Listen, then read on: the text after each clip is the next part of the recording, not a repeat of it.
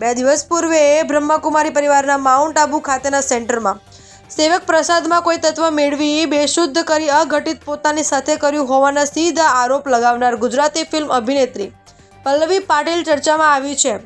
Ankleshwar garden city ખાતે રહેલા પલ્લવી પાટીલના આક્ષેપ બાદ ભરૂચ બ્રહ્માકુમારી કેન્દ્ર દ્વારા પત્રકાર પરિષદ યોજી સ્પષ્ટતા કરવી પડી હતી, જે વિવાદમાં નવો વળાંક આવ્યો છે।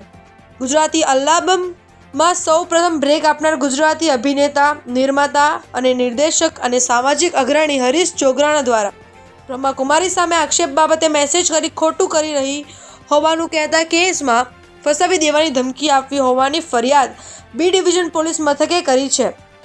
વધુમાં પલ્લવી પાટીલ દ્વારા અન્ય એક મિત્રના પુત્રનું ઘર પણ પ્રેમ જાળમાં ફસાવી બરબાદ કર્યું છે અને જે બાદ તેના પર દુષ્કર્મોનો આરોપ લગાવ્યો હતો, જેમાં તે નિર્દોષ પણ છૂટ્યો હતો। વધુમાં રૂપિયા પાડવા માટેના આક્ષેપો કરતા હરીશ જોગરાણા એ વધુમાં જણાવ્યું હતું કે નારીનું સન્માન કરું છું, જો તેનો જોડે અઘટિત થયું હોય તો આબુ પોલીસ મથકે ફરિયાદ નોંધાવી હતી, જે કેમ ના નોંધાવી।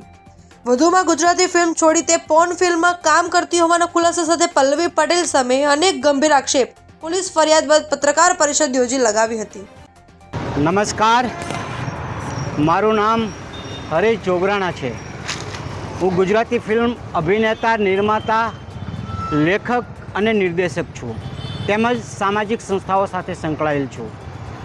હવે હમણાં એક મુદ્દો ખૂબ જ ચર્ચામાં છે, જે બ્રહ્માકુમારીને લઈને છે, જે પલ્લવી પાટીલ પોતાને એક અભિનેત્રી ગણાવે છે અને બ્રહ્માકુમારીના એક સેવક અમિત રાઠોડ ઉપર એણે અનેક આક્ષેપો કર્યા છે કે મને ઘેનમાં દવા આપી દીધી અને મારી ઉપર રેપ કરવામાં આવ્યો। ભાઈ, જો તારી ઉપર રેપ કરવામાં આવ્યો અને સાચે જ રેપ કરવામાં આવ્યો હોય તો હું મહિલાઓનું સન્માન કરું છું અને હું માનું છું કે જો રેપ થયો હોય તો તારે માઉન્ટ આબુ પોલીસ સ્ટેશન જવું જોઈએ, FIR કરવી જોઈએ, તપાસ પછી પોલીસ નક્કી કરત કે આ રેપ થયો છે કે આ કાવતરું છે। એટલે બ્રહ્માકુમારી પાસે મોટી રકમ હેઠવા માટેનું આ એક માત્ર ને માત્ર કાવતરું છે ને સુવિધાઓ ભોગવવા માટેનું, કેમ કે એની મમ્મી વર્ષોથી બ્રહ્માકુમારી સાથે સુરેખાબેન જોડાયેલ છે। આ પલ્લવી પાટીલ જે છે એ આવી હેબિટવાળી છોકરી છે અને આમ કહું તો જાણે અજાણે પણ ફિલ્મ ઇન્ડસ્ટ્રીમાં આને સૌથી પહેલો બ્રેક મેં આપેલો। 2008માં એક આલ્બમ અમે રાજકોટ કરતા હતા, ત્યારે એ મારી ઓફિસે એક મદદ લેવા માટે આવેલા, કોઈ એને મકાન ખાલી કરાવતું હતું તો આપણે મદદ કરેલી ને એને ખબર કે અમે શૂટિંગ કરવા માટે જઈએ છીએ, તો એ જબરન એના પતિ પાસેથી મંજૂરી લઈને શૂટિંગ જોવા માટે રાજકોટ આવેલી અને આલ્બમમાં નાનું એવું એને કામ પણ કરેલ। બસ ત્યારથી પછી આને એમ થયું કે ભાઈ આ તો ફિલ્મ ઇન્ડસ્ટ્રી બહુ ગ્લેમરવાળી છે અને આડા આવડા ધંધાઓ કરીને એને પૈસા મેળવીને પોતાના હસબન્ડને ડિવોર્સ આપી દીધા અને મંડળું મળ્યું મહેસાણામાં નામની એક ગુજરાતી ફિલ્મ કરેલી। પણ એના પછી તો પાછળથી આ બાઈ પોર્ન ફિલ્મોમાં જતી રહી મુંબઈમાં અને પોર્ન ફિલ્મોની અંદર કામ કરીને એની ઘણી પોર્ન ફિલ્મો પણ મેં જોઈ છે, લોકોએ પણ જોઈ છે, આખું અંકલેશ્વરી બાબતમાં જાણે છે, પણ એનાથી આપણને કોઈ મતલબ હોઈ શકે નહીં, એ એનો નિજી ધંધો છે।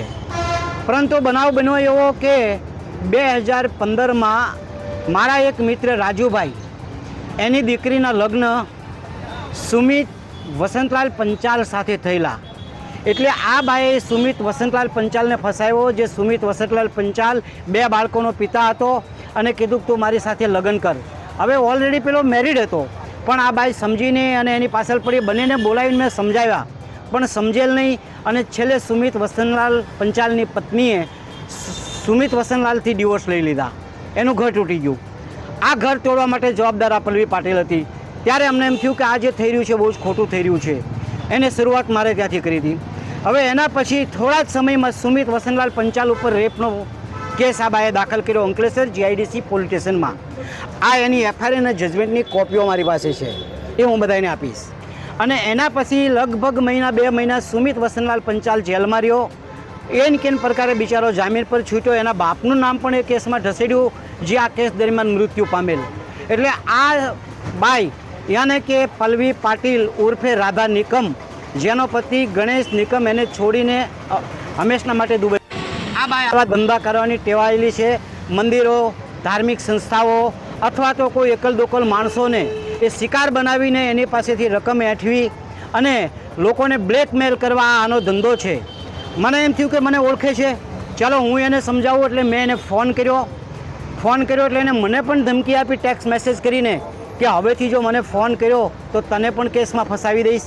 એટલે આમ આ પોતાના ધંધા આવા કરવાથી ટેવાયેલી હોવાથી બ્રહ્માકુમારીમાં પણ હું ગયો, બ્રહ્માકુમારી બહેનોને મળ્યા, અમને સાંભળ્યા, એટલે મને એના પરથી ખબર પડી કે આ ખોટું છે.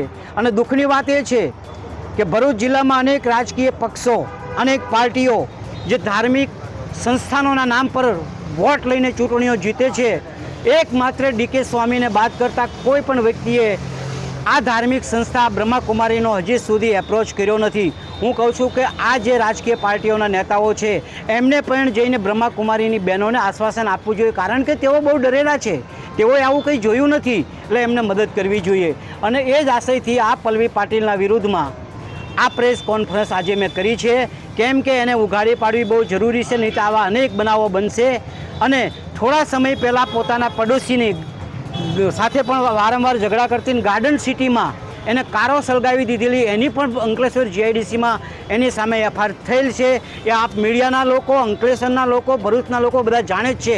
માટે થોડા દિવસમાં અમે કલેક્ટર અને એસપીને પણ આ બાબતે રજૂઆત કરવાના છીએ. અને આપ મીડિયાના તમામ મિત્રોને આ પીસી યોજવા બદલ, સાથ સહકાર આપવા બદલ આપનો ખૂબ ખૂબ આભાર માનું છું. આપને બધાને એક એક કોપી હું આપું છું.